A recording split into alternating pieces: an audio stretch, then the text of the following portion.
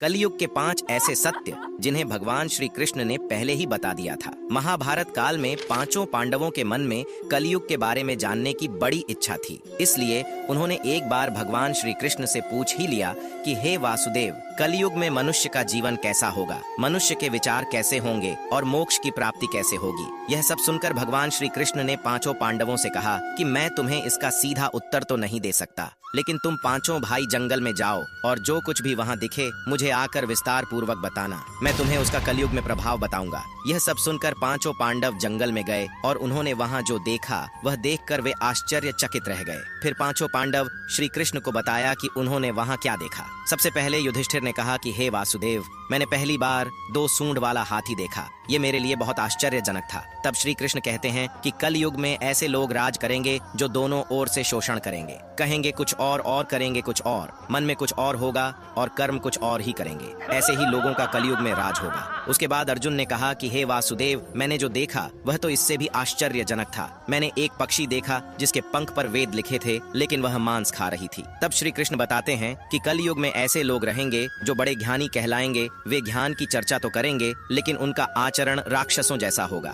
कलयुग के मनुष्य धन और संपत्ति के लोभी होंगे, भले ही उनके पास कितना भी ज्ञान क्यों ना हो। उसके बाद भीम ने कहा कि एक गाय अपने बछड़े को इतना चाटती है कि बछड़ा लहू लोहान हो जाता है। तब श्री कृष्ण कहते हैं कि कलयुग में माँ के बच्चों की प्रति ममता इतनी बढ़ जाएगी कि उन्हें अपने विकास का अवसर ही नहीं मिलेगा, जिसके कारण मोह माया में पड़कर वे बर्बाद हो जाएंगे। इसके अलावा जब किसी का बेटा घर छोड़कर साधु बनेगा तो हजारों लोग उसके दर्शन करने जाएंगे, लेकिन जब खुद का बेटा साधु बनेगा तो वे रोएंगे कि मेरे बेटे का क्या होगा। कलयुग में बच्चों के प्रति ममता इतनी बढ़ जाएगी कि उसे मोह माया और परिवार में ही बांध के रखेंगे। उसके बाद सहदेव ने कहा कि मैंने 7 कुएं के बीच में एक सूखा कुआं देखा, लेकिन यह कैसे हो सकता है। इस पर श्री कृष्ण कहते हैं कि कलयुग में मनुष्य फालतू की चीजों में अपना पैसा बर्बाद कर देंगे, लेकिन वह देखेंगे तक नहीं कि पड़ोस में कोई भूखा मर रहा है। इसके अलावा कलयुग में मनुष्य अच्छे अच्छे कपड़े पहनने, खाना खाने और घूमने में अपना सारा पैसा बर्बाद कर देंगे, लेकिन किसी के 2 आंसू पोंछने में उनकी कोई रुचि नहीं होगी।